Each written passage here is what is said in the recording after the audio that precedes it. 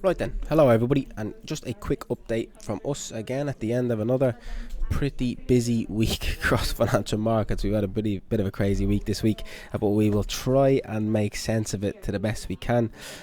But we have had a raft of central bank decisions out this week. We had the Fed on Wednesday, we had a bunch of them on Thursday, we had the BOJ, the Bank of Japan, on Thursday, we had the Bank of England on Thursday, with the SNB, the Swiss National Bank, as well on Thursday, as well as a raft of emerging market central banks. Loads of central banks out this week.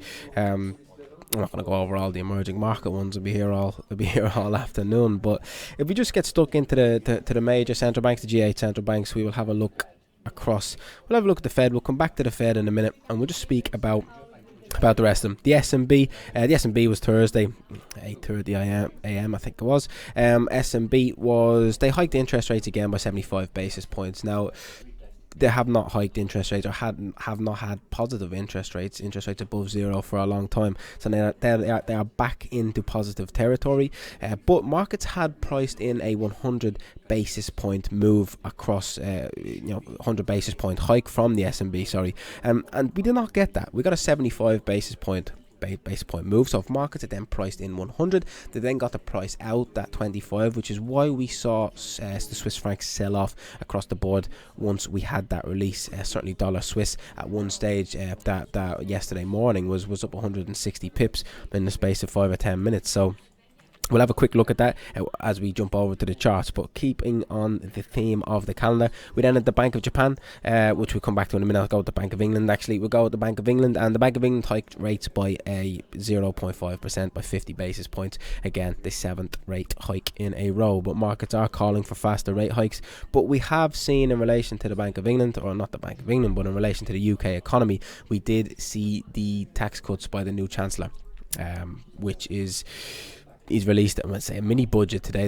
It's absolutely by no means a mini budget, but what they have done is they have decided to cut taxes for the highest earners, reducement of 5% above the higher tax band. They've removed the tax band. They are putting a pause on the increase in the corporation tax. They were predicted to go from 19 to 25%. That is now no longer happening. They're going to keep it at 19%. They're pumping $60 billion into helping with the energy market. So they've made a lot of adjustments for people to try and help the economy to try and move forward. Tax cuts for businesses, removal of the increase of the income tax, which helps businesses. They have done a number of things for the higher earners. There's a 5% decrease, as I said, in the taxes for higher earners, and they've also a couple of things like they've removed bonus caps for bankers. But what that really does, it helps the highest earners, but for the majority of people who earn relatively normal salaries, that does not affect them much. There's only been a 1% decrease in the taxes for the kind of middle band, which a 1% decrease on your taxes on a £30,000 a year salary, does that make any difference to your life? Absolutely none. But a 5% decrease in taxes on 150k a year salary does mean you have a bit of extra money. Now, that's obviously designed to get the higher earners to then spend more money to boost the economy. That's my thought process on it, but maybe slightly a bit unfair for the middle class. But the middle class are the ones that have to deal with the problems of inflation. Most middle to lower class have to deal with the problems of inflation, and they have not really been helped out as much as the higher class, the upper class, the higher earners. So that is definitely something to think about going forward. Haven't really helped the middle class, but the upper class and businesses, they have helped them out a great deal. Now, that's obviously done to try and drive foreign investment into the UK from places around Europe, from America, from all around the world, to try and drive economic growth through the economy, and to try and get people from all around the world to invest in the economy. Plus, you look at the fact that cable's now down at 110.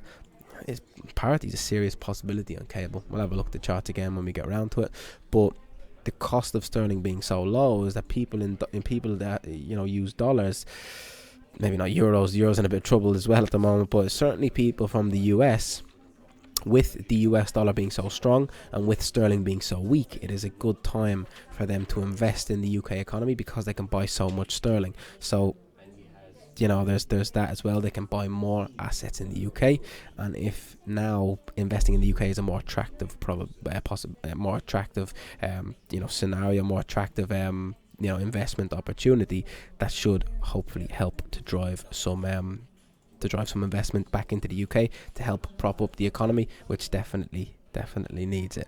Apart from that, then you got the BOJ. So the Bank of Japan sticked to their interest rate of minus 0.1%, 0.1%, kept it at negative interest rates, and they have kept their 10-year yield anchored close to 0%. So no change in policy from the Bank of Japan. And then the Japanese yen sold off the back of that, right?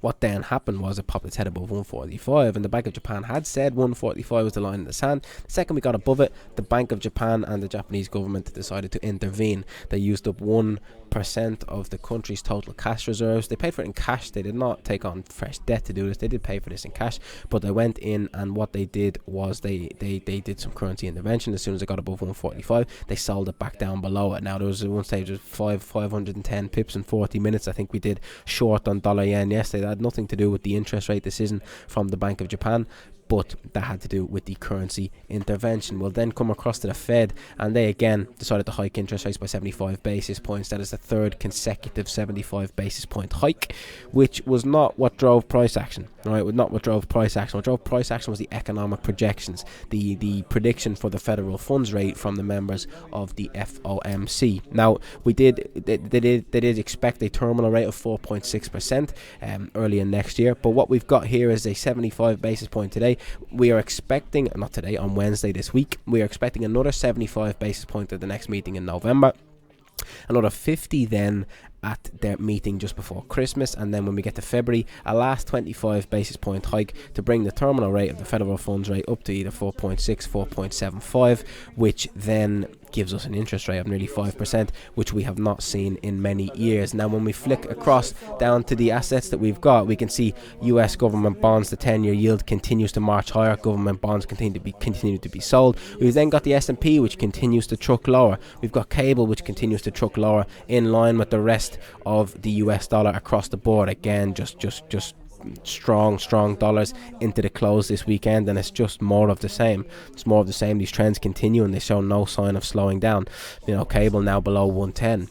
Parity does seem a very realistic possibility on cable. We're 37-year lows across the currency. If we do get back to those 37-year lows, which is down towards 105, good, still 400 pips away, but we will be then on for all-time lows and potentially down towards parity. So again, any dips in the dollar continue to be bought. Any rallies in euro dollar, any rallies in cable, any rallies in any of these, any of the dollar block pairs, any dips in the in the US dollar pairs continue to be bought, and it's just more of the same that we've seen off the last number of weeks. We've then got dollar yen, right? So if we just blow up the dollar yen, the chart that we saw, we'll come across to this. This is the big move lower. We had what's that? Just measure it again. I'm pretty sure it was 510 or 510, 520, sort of similar. So yeah, 510, 520 pip move lower in a space of 40 minutes. It's a pretty strong and aggressive move. But for me, looking at that, I mean, I think it's kind of stupid. Maybe not stupid. They obviously have some thought process behind it. But when you think about it, like the reason for yen strength over the last number of months, certainly over the course of yen weakness over the course of this year, is due to the interest rate differentials. It's due to yield differentials. I mean, when we look at the Japanese yen selling off, interest rates across the board in all the major central banks, even the Swiss National Bank, are rising. They're back above, they've done a full percent now at this point. Or a full 1.25%, should I say.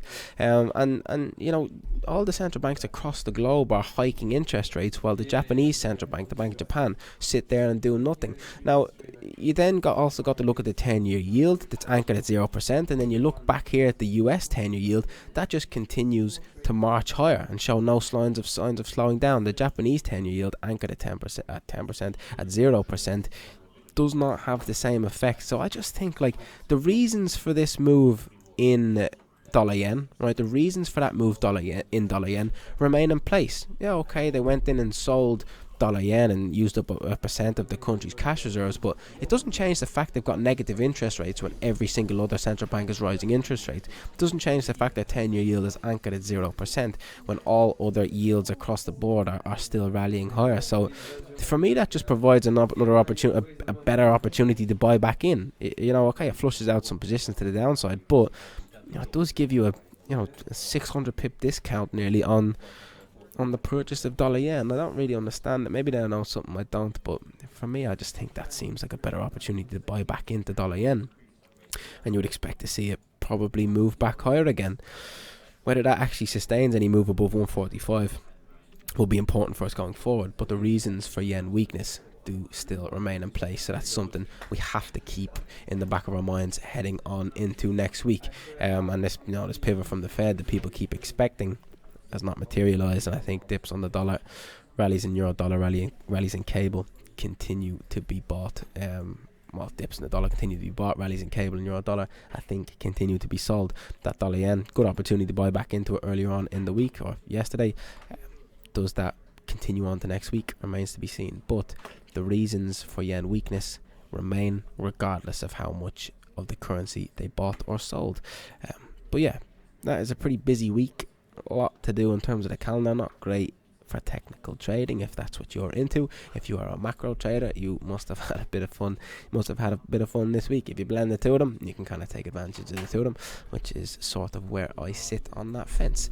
But apart from that, then, if we flick through into next week, we've got a pretty quiet economic calendar next week.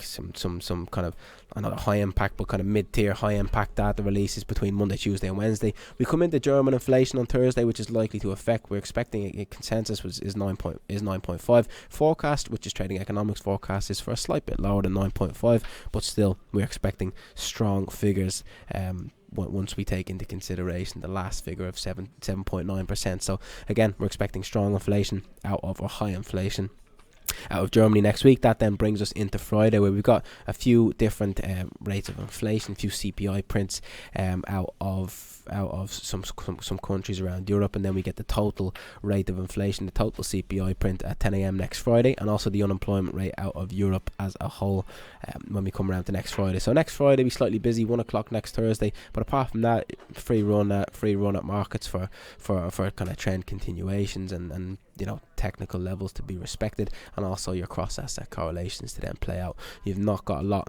in the way of fresh macro drivers between Monday, Tuesday and Wednesday, and that can go one of two ways. It can give markets a lack of clear direction, or these trends can then go and continue, but we will have to cross that bridge when we come to it. But anyways, I'm going to wrap it up there then, folks. That is a bit of a longer session from a little bit of a longer video today. 13 and probably last 13 and a half minutes, so I apologize if I've bored you, but a lot has gone on over the course of this week. Difficult to keep your head wrapped around, but that is what we have to try and do as traders. We've got to take these things all into consideration and then try and make some trades off the back of that. Not easy to trade every single movement. Well, I say not easy, it's impossible to trade every single movement. You cannot be at your screens all day every day. You do have to take a break from time to time, but when you are there, you gotta try and take advantage of these big swings in price if at all possible. But yeah, I'm gonna wrap it up there then. That is it from us for another week of trading. Do get some rest and relaxation into you over the weekend, and we will be back next week for another week of trading. Thank you.